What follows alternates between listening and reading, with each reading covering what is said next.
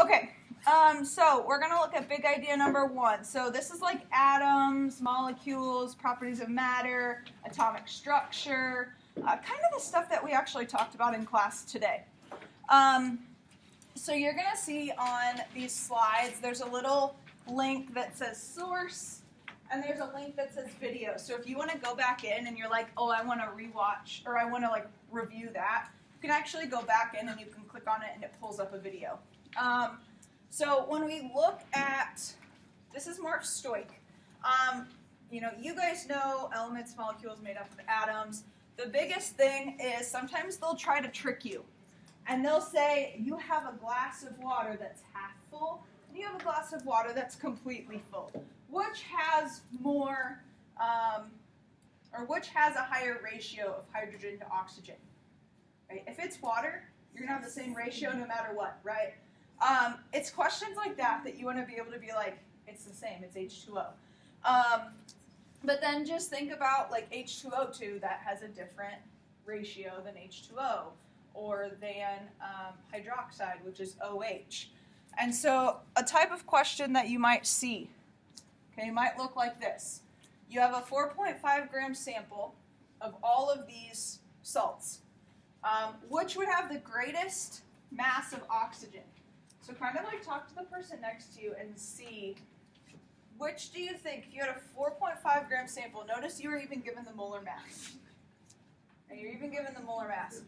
Try to figure out which one you think would have the greatest mass of oxygen.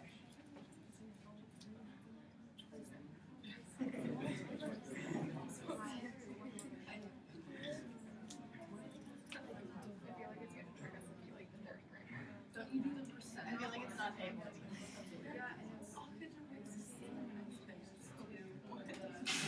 It's always 16. Yeah, that's what I was going to say. It's always 16. The molar mass. So, as you're looking at this, right, you want to, if you have 4.5 grams, that's your sample. You want to know which one has the greatest mass of oxygen. Think about it asking you which has the greatest percent of oxygen in it. Okay, so what is oxygen's molar mass? 16, right? 16 grams. So then take 16 over 62, 16 over 30, 16 over 40, 16 over 108. Which of those is the highest percentage?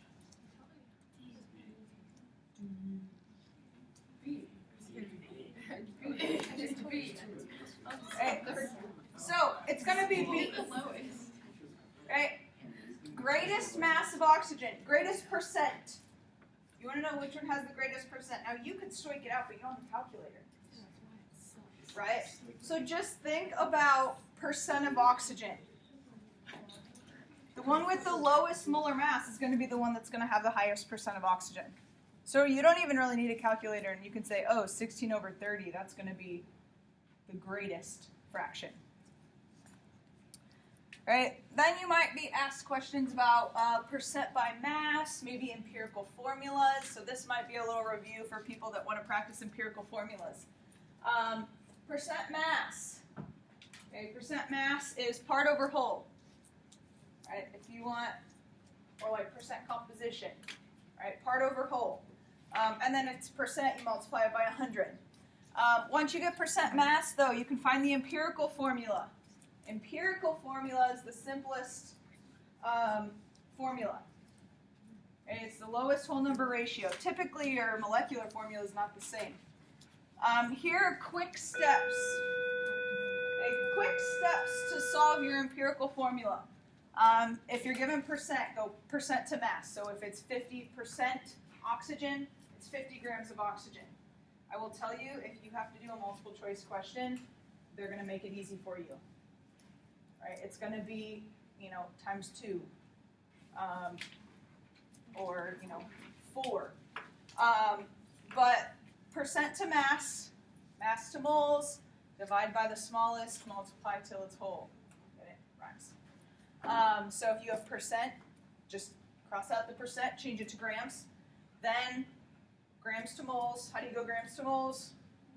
Molar mass divided by the smallest, multiply till it's whole. Now, here's what I mean by they're going to make it easy for you. You'll do, it says it's 16% oxygen. Well, 16% oxygen, yeah, divided by 16 is 1.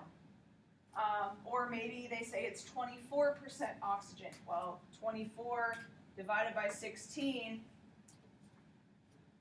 1.5. Right, it's 1.5. So they'll do something like that. And then molecular formula, and that's the actual, that's what we're concerned about. Right? You know, there's a difference between H2O2 and H2O. They have different empirical formulas and molecular. But then the molecular formula is just going to be a multiple. All you do is you take the molar mass of the molecular, you divide it by the molar mass of the empirical, that's your multiple. Usually it's going to be times 2, maybe times 3.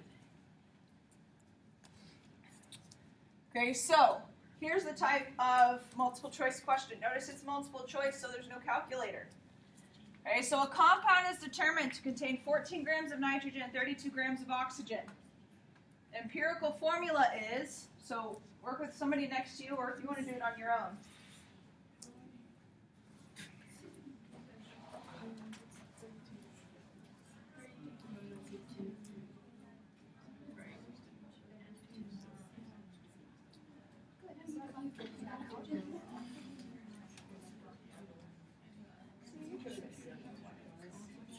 See that when you guys are gone last year. Wait, I still don't know. Like this? Yeah. Okay. I think I can. Well, here, so you have 14 grams of nitrogen. What's the molar mass of nitrogen? Yeah. 14. So what's 14 divided by 14? Wait, is it a diatomic? BA? Yes. There you go. So you, grams to moles, divide by the smallest. Okay, so what do you guys say for this? C. Okay, so that's what, this is the type of multiple choice question you would have. Notice, they make it easy for you to do without a calculator. Okay, I think you guys did something like this because all my crucibles broke. Was that this year or last year? We didn't. I don't know. Not this year. I don't think a lot broke this year. I know a lot broke last year. So, sometimes you're asked more lab-based questions, specifically when you're looking at like the purity of a substance. That's why when we're talking about like sources of error, it's like, well, what happens if it's not pure? What happens to your mass? So just remember that if you have an impurity, maybe something is still wet. So today you guys all measured your crystals. What would have happened to the mass if maybe some of that carbon was in with the crystals? It would have increased the mass. Okay, so think about it would have increased the mass, and notice that changes the percent. And so you can actually change the percent mass based on if you have impurities or if it's completely pure. A hydrate, this is typically the most common question, is when you're looking at a hydrate. What does it mean if something is a hydrate? Has water, right? It's like .5H2O or .4H2O. That's what we did. I know that's what we did last year. And people had to keep taking crucibles on and off and dropped on the floor and on the lab table. You have to heat it several times. And Riley's not here. She was the one that broke like 3. You have to keep heating it to heat off the water. If you don't heat it enough, you have extra water, you've increased the mass, and your percent is not right. Okay, so here might be an example. Okay, mass percent of oxygen in pure glucose, right, C6H12O6, is 53.3%. A chemist analyzes a sample of glucose that contains impurities and determines that the mass percent of oxygen is 49.7%. Which of the following impurities could account for the low mass percent of oxygen in the sample? So talk to the people next to you and figure out what might make the percent lower.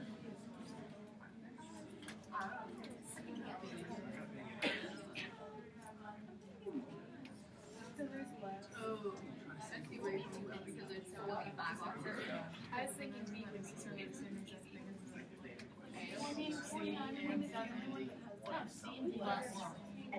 Well, C has a C. That thing up there.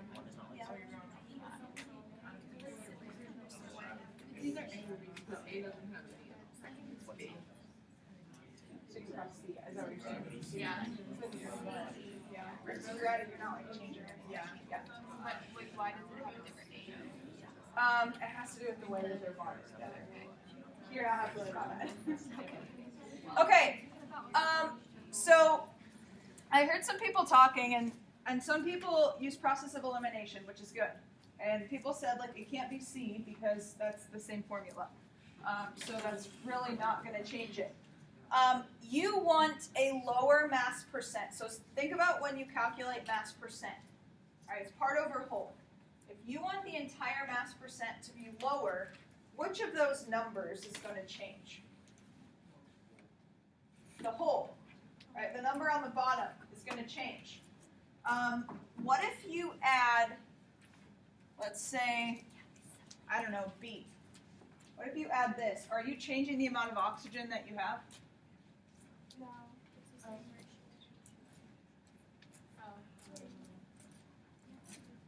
Isn't it 1 to 2 to 1? Yeah, the ratios are the same, but if you add this, are you adding any more oxygen? Does this have oxygen in the formula? Yeah. So if you're adding more of this, that's changing the number on the bottom, but it's also changing your amount of oxygen on the top. If you want to decrease, well, we don't want to, but if we do, right? If we only want to change the number on the bottom to make mass percent lower. So which of those possibilities will change the number on the bottom, but not the amount of oxygen on the top? A. Right? Right. So A is going to be the only option because it doesn't have any oxygen in it. It's not going to change the part. It's only going to change the whole on the bottom of mass percent. Oh, now see, these are nice. Right, so calculating with moles, I'm not going to go through this too much because I have a feeling that you guys really know how to do stuff. I hope.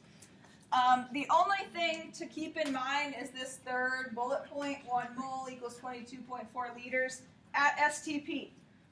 What are your conditions for STP? 0 degrees Celsius and 1 atm, right, or 273 Kelvin. And you can use molar volume only if you're at STP. STP and standard conditions are different. Okay, again, you don't need a calculator for this. You'll round and be fine. So how many moles of carbon are in 88 grams of propane? And this is a good way to practice like the simple math.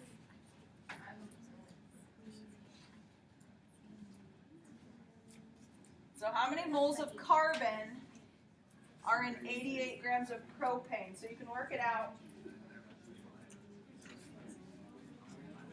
It's 7. That's 7. 7 is not an answer.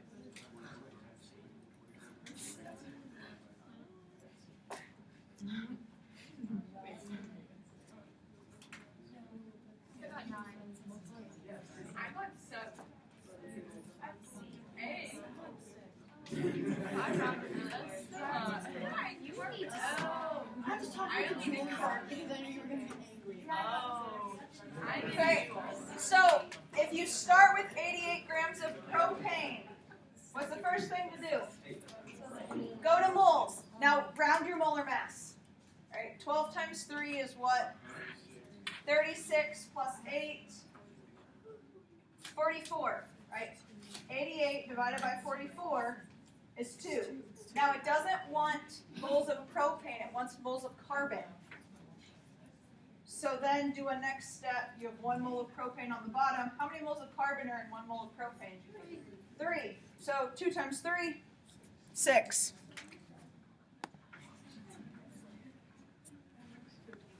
All right, so we have our answer. All right, this kind of goes back to what we did in class today, electron configurations. Just remember, there's a difference between configurations and orbital diagrams. Orbital diagrams actually visualize the configuration, so just make sure you read the question and you look at the differences. Let's see, we want the most stable. When you're answering a free response question about configurations or orbital diagrams, instead of saying most stable, say it's the lowest energy. That's what they're going to look for. They don't like when people say it's the most stable. That's true, it is the most stable, but they want the term lowest energy. And then you guys know, configurations. Fill each orbital, fill each sublevel before moving on. You want them unpaired before pairing them up. Let's look at this one, okay? Which of the following electron configurations and orbital diagrams? So they both need to be right. Okay, when you say lowest energy, do you mean like lowest energy to maintain? Instead of saying most stable? Yes. So you could say it's in like the lowest energy state. Okay. Yeah. Yep. So which of the following? So you need the correct configuration and orbital diagram. So talk to somebody next to you or on your own. Talk to yourself to answer this multiple choice question. You don't yell at me. Because I already got the answer. I'm good at this. I know we did periodic trends today. And you weren't here at the beginning, and I was like, she's going to miss the periodic trend. Yeah, I'm gonna be so sad. All right, which one did you guys say? C. Always guess C. It is C. I knew that one though. Okay, make sure you check everything. Okay, check little things, like having a 3s1 versus a 3s2. Okay, just make sure you check it completely.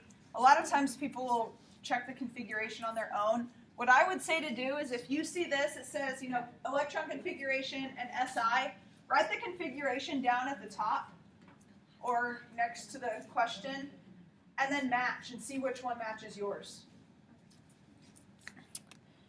Okay, this is the trend we didn't get to in class today, ionization energy. Okay, ionization energy. Energy that's required to remove the outermost electron. Okay, so ionization energy, we're looking at removing the outermost. First ionization energy means you're removing the first outermost. Second means the second one. Yeah, I know. Ionization energy, okay, the trend, not the explanation, but the trend, is that it increases across a period, decreases down a group. So you can draw your arrows. A lot of people have the arrows on their periodic tables.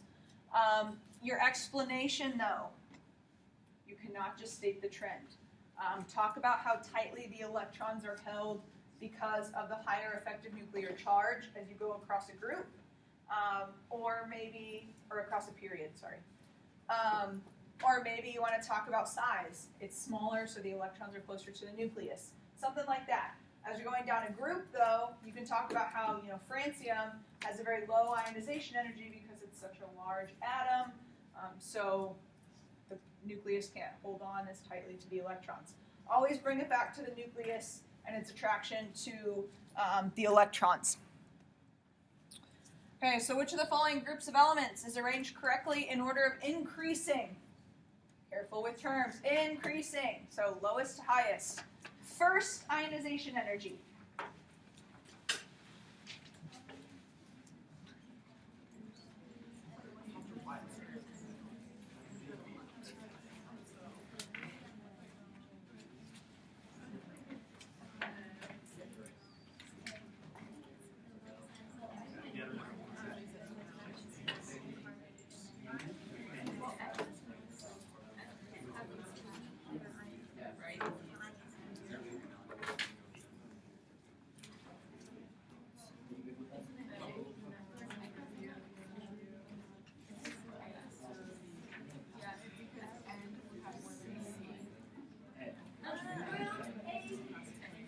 Okay, what'd you guys say?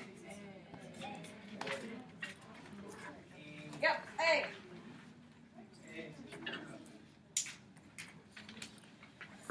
Okay, and then there's some PES stuff, right? And again, I really hope these are going to be easy points for you, because a lot of times it's just reading the graph. Now, it's good to know what it is. Okay, so photoelectron spectroscopy is a way to remove electrons. Well, you're removing it because you're shooting really high energy laser beams at it. And then essentially what you're doing is you are graphing the electrons as they are removed. It lets you find the electron configuration. So this might be one type of multiple choice question. Hope it's something like this. These are easy.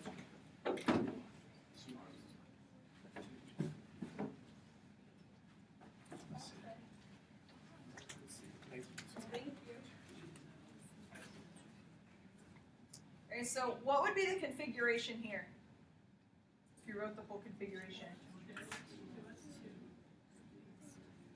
Okay, so 1s2, 2s2, 2p3. Okay, 1s2, 2s2, 2p3. Look at your periodic table. What does that represent? Nitrogen. Right? Multiple choice type questions. Okay, then they might ask you questions about second, third ionization energy. The first question on that atomic theory worksheet that you grabbed in class, some of you guys got to start on it. Some of you, we didn't even get through the free response question. If they ask you questions on second or third ionization energy, you want to look for like a significant jump, right? Like, look at carbon. From 6,000 to almost 38,000. That's a big jump. Okay? 1,400 might sound like a big jump until you look further and further, and then you go from 9,000 to 53,000. That's a big jump. So just kind of notice the difference between all of the different ones. Okay? Like sodium, 500 to 4,500. That's a big jump for sodium, considering the next one after is 6,900. Okay, so you're just removing consecutive ones there. So here's a type of question. Ionization energies for element X are listed in the table above. On the basis of the data, what is element X? So look at your periodic table and talk to the person next to you.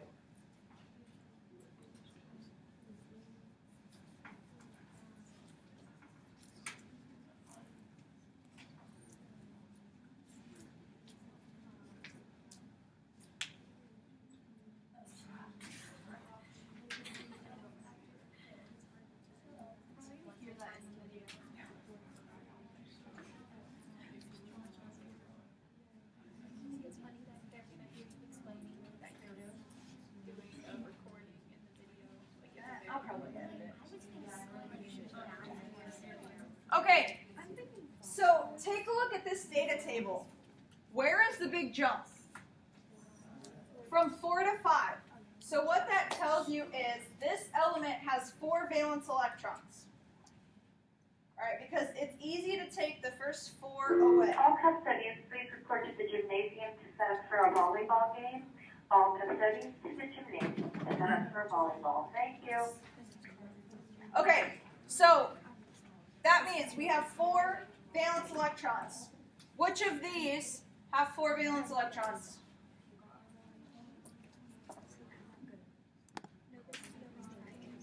Okay, carbon.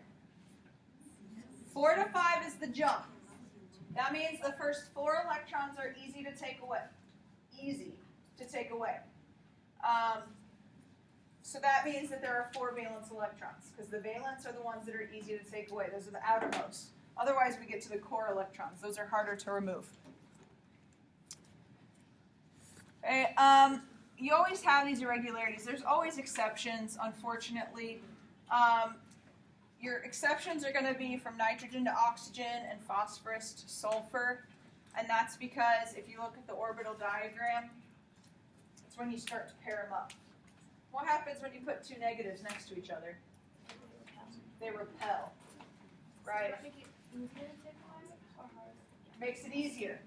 Yeah, if you have two electrons next to each other and they're going to want to repel, makes it easier to take it away. That's why ionization energy decreases from N to O. Not a lot, but it decreases enough for us to see a difference, as well as from phosphorus to sulfur. And then this graph shows. That's because of the repulsion between the electrons. They don't want to be next to each other at all. This was the type of question I was talking about in class today when I showed you, like, I drew in an extra peak on the board. So given the photoelectron spectra above for phosphorus and sulfur, which of the following best explains why the 2p peak for sulfur is further to the left than the 2p peak for phosphorus, but 3p is further to the right for sulfur than for phosphorus? So kind of talk to the person next to you, or again, if you want to talk to yourself, and see if you can come up with why. And I'll give you a hint. Look at the periodic table. Use your periodic table to help you with explanations.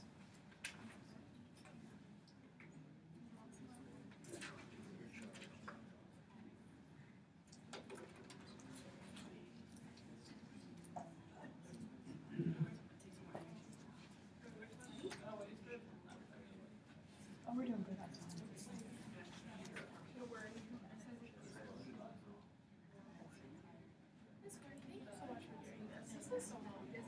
I did them last year. They weren't as organized. Because I can't study on my own. Like, my manager would not have any of it. He's like, your job is more important. That's why I'm doing them. The company comes first. I love sports, but like you keep it So I'm going to apply. Okay. Answer to this is A. Right? The reason that it's A, sulfur has an extra proton. Look at where sulfur and phosphorus are on the periodic table in relation to each other. Okay, they're in the same row. When you have something that's in the same row, effective nuclear charge helps explain. Okay, so really when you notice, hey, look, P and S are in the same row, must be something with nuclear charge, cross out C and D. And so then you're between A and B. The reason that the answer is A is because you do have the extra repulsion when you add that extra electron in for sulfur. So notice they're pulling in PES data, but then they're also bringing in periodic trends. All right, and then some predictions. Periodic trends. Don't use the arrow as your justification. I'm going to just keep saying that.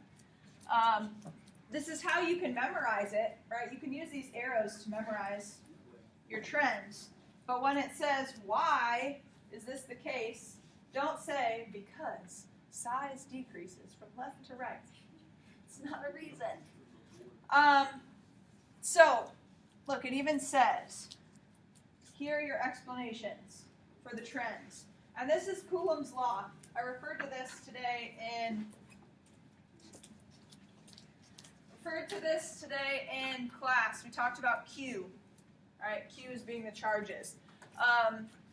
Your electrons are attracted to the nucleus because the nucleus is positive. Closer an electron is to the nucleus, more it's attracted.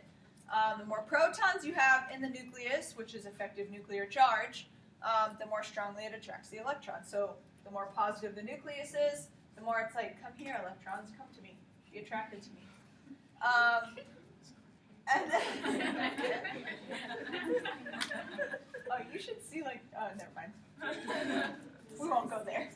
And then electrons are repelled by other electrons, right? Negative repels negative. And that's why you have some shielding with valence electrons. If you have a lot of shielding, you're not going to have as much attraction because it's further away. Coulomb's law deals not only with charge, but also with distance. So the further away your valence electrons are from the nucleus, the much less attracted that they are.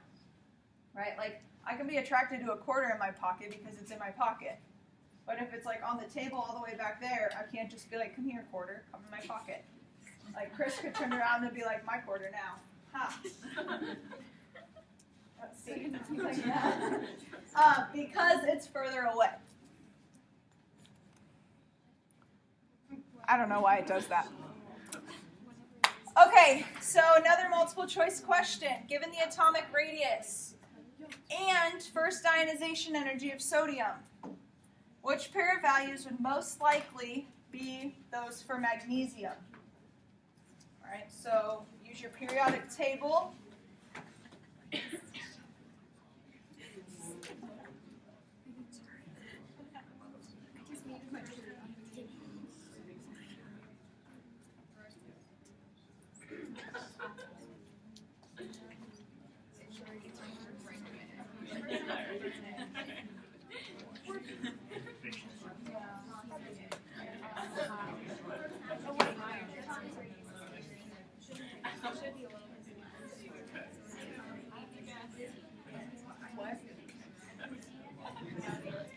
Okay, so here's the first thing. You can pick one, right? Pick which trend you want to look at first. I don't know, I always pick size, I don't know why. Size helps me think about ionization energy. So compared to sodium, look at your periodic table. Is magnesium bigger or smaller? Smaller. A little bit smaller. Okay, so which of the values, 150 or 200, is a little bit smaller? Okay, 150. So you're between A and C. You can cross out B and D. Look at that. You have 50% chance now. Okay? If magnesium is smaller, what would that mean about the ionization energy? It's going to be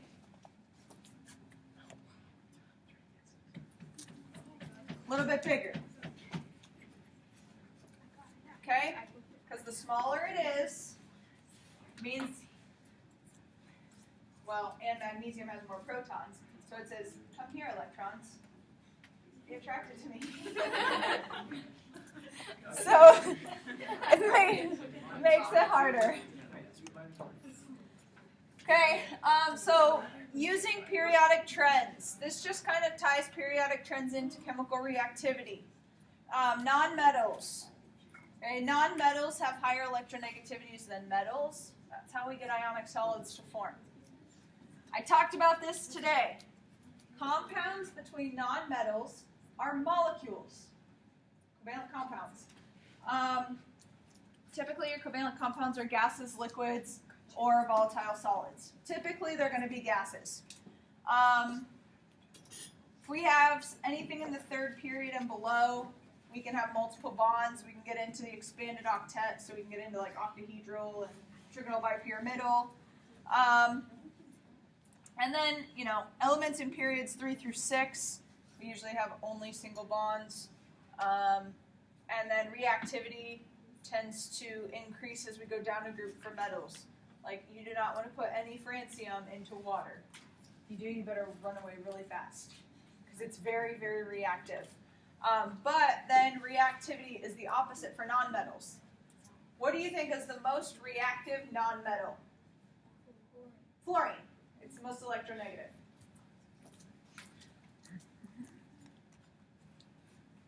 Okay, so of the elements below, which of these would be the most chemically reactive?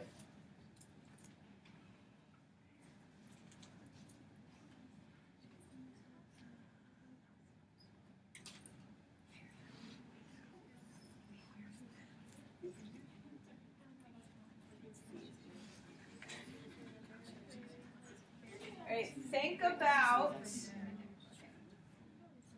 you're between two, there's one group that's the most reactive metal that you can have. They're very reactive with water. Which group is very, very, very reactive with water?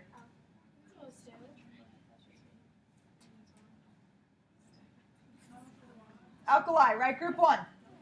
Group 1, most reactive metals that you can possibly have. Okay, so your answer is going to be cesium. Okay, chemical properties. Oh, we have metals, we have non-metals. Group 1 metals, look, like I just said, group 1 metals are more reactive than group 2. So most reactive, well, we even have francium down here. When we have metals, if metal oxides react with water, we make hydroxides. That's one of the reactions that you would need to know. Right? Metal oxides reacting with water will make a hydroxide. If we have non-metals, okay, non-metals, those are added to water. They're going to make acids. Metals make bases. Non-metals make acids. Typically, if you notice, like this example, typically it's going to be almost like a synthesis. So like in this case, you have one S and 4 O's, so it's going to be sulfate, so it's going to be sulfuric. Anything in the middle, so we have like our, well, what are the group of atoms that are on the stair-step line? Metalloids, look at that set. Metalloids are usually amphoteric. Okay, typically they're going to be amphoteric. And then, you know, silicon, tin, actually that entire group, so down, you have some that are non-metals. You know, tin and lead, don't forget, those are actually metals. But the carbon family is actually split half and half. Okay, so now this is going to kind of tie in not only that reactivity, but redox as well. So which of the following groups from the periodic table would be the easiest to oxidize? So try to remember what it means for something to be oxidized.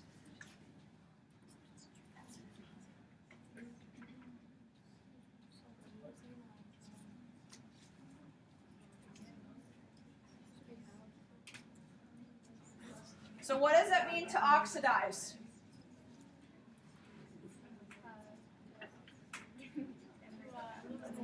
Lose an electron. So if you lose an electron, what's going to happen to oxidation number?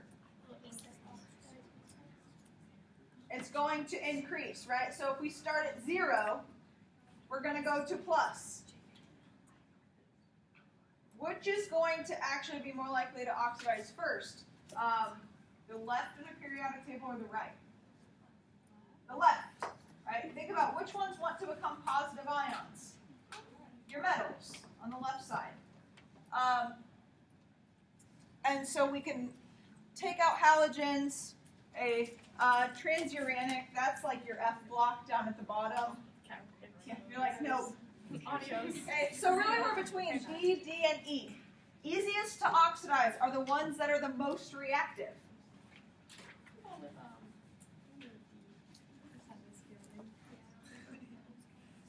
And your answer is D. All right, most reactive, group 1. Okay, then we talked about the shell model today. Okay, Bohr, we don't really use a lot of Bohr anymore. But Schrodinger, oh, I did look up. Somebody in first period asked about the scientists. You want to know, like, general, like Dalton started everything. Thomson found the electron. Rutherford did the nucleus. You know, that kind of thing. Schrodinger. Schrodinger came up with the idea of orbitals. We talked about this today. And then we have the Heisenberg uncertainty principle. We cannot predict both the location and the speed of an electron. And so we came up with what's called the quantum mechanical model. Okay, looks like this, right here. Ta-da! It's the most probable density that we'll find an electron. Okay, the shell model, though, we use for trends. We use N, energy levels, for the trends. And Bohr's model kind of helps us with this more than Schrodinger does. You know, we said as atomic number increases, typically, as atomic number increases, ionization energy will also increase.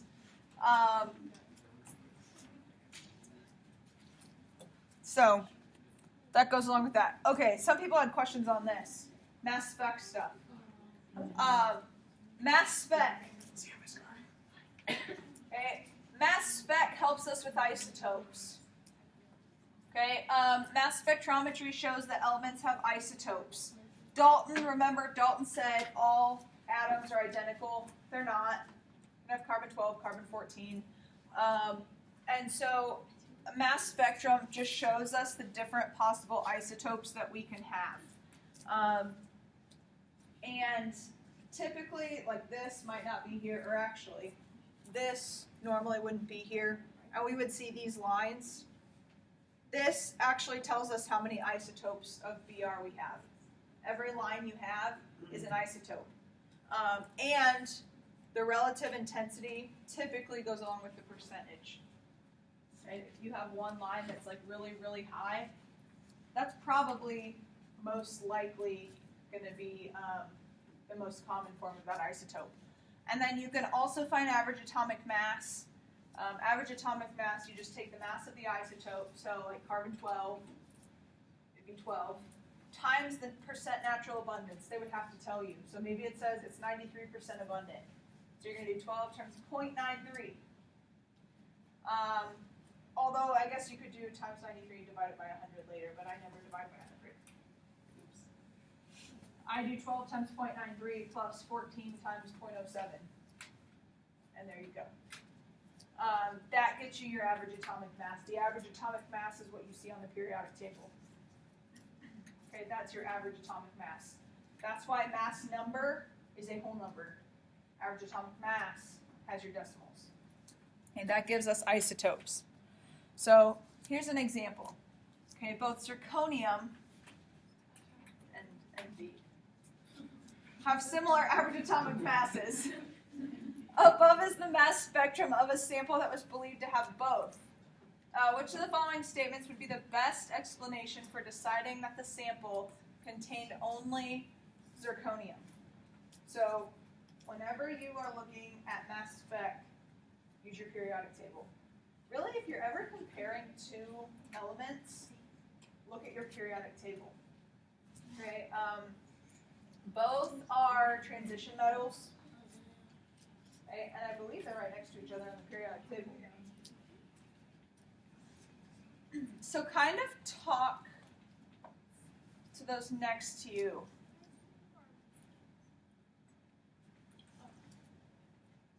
And so, which of the following would best explain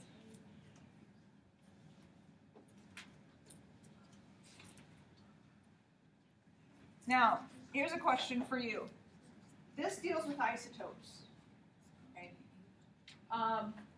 Isotopes have nothing to do with electron configurations. Okay? If you're asked anything about isotopes, it has nothing to do with configurations.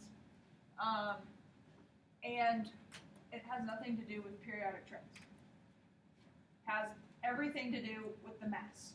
That's it. That's why it's called mass spectrometry. So really, if you were between two, what two would you probably be between? A and D. Okay, both elements will form ions with many different charges, where D says NB has only one stable isotope with a mass of 93 atomic mass units. Do you know that they both form a lot of ions with a lot of different charges? They're transition metals. So, but they could only have one charge, right? Like nickel and zinc and silver. Would D be an explanation as to how we know that this is only zirconium? Well, here's my question. If there was NB in this sample, what would you see? A 93 peak. Do you have a peak at 93? No. So there cannot be any of that in there. That's actually your evidence. That's it. Right. If this is asking about isotopes, your explanation is probably going to have to do with isotopes. Right? Don't try to overthink. Okay, now, this is big. You guys had to do this over Thanksgiving. It's hard to tell if they're going to ask questions on this. We have no idea. So we're going to cover it just in case. So spectroscopy, you can have a lot of different types of spectroscopy. And what happens is you're just measuring essentially the motion of the electrons in a molecule. You can have IR, right? Infrared. So infrared just detects actually different types of bonds. So if you want to know if something is a single bond or a double bond, you would use infrared spectroscopy. Then you have UV or X-ray. Right? This is photoelectron spectroscopy. This allows you to look at electron configurations. Okay? That's very helpful as well, because then you can figure out what the atom is. Okay, one other thing you guys looked at kind of deals with spectroscopy, you just didn't know it, is Beer's Law. You did this, I think when we did kinetics. You put everything into the little spectrometer connected to the lab quest, you shine a light through that blue solution. Beer's Law is only used for concentrations of colored solutions, because if you put a clear solution in, it's not going to absorb any light or transmit any light. Beer's Law is actually on your equation sheet. Right? You have A equals ABC. You have molar absorptivity, path length, and concentration. We used this when we were trying to determine the concentration. You might have a question like this. Using absorbance versus concentration, students trying to determine the concentration of an unknown substance. The student measures the absorbance to be 0.4.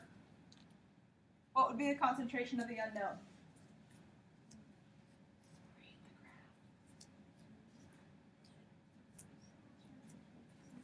If absorbance is 0.4, what axis is the absorbance on? Absorbance, 0.4.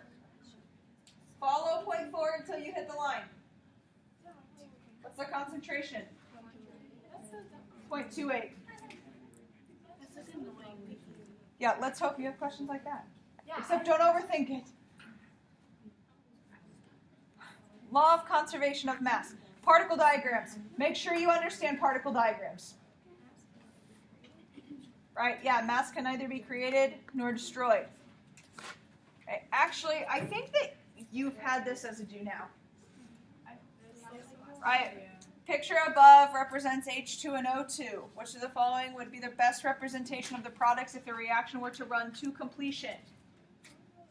You need to not only look at this, look at the balanced equation. Right?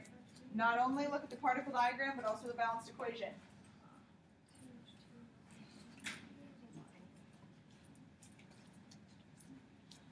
Okay, so which of these is your limiting reactant?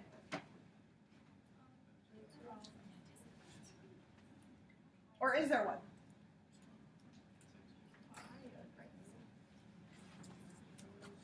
Because we need 2 moles of H2 for every 1 mole of O2.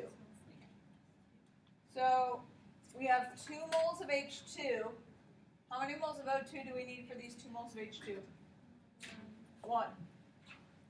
So H2 is our limiting, O2 is our excess. Okay, then break them up, form your water. What do you think? If people get this question wrong, which one do you think they choose instead? Oh, actually, maybe a couple. I heard C. Why'd you say A? Because there's still 2 water molecules, and there's 2 O2s, or there's 2 O's. The only difference is the 1 is O2. Yeah.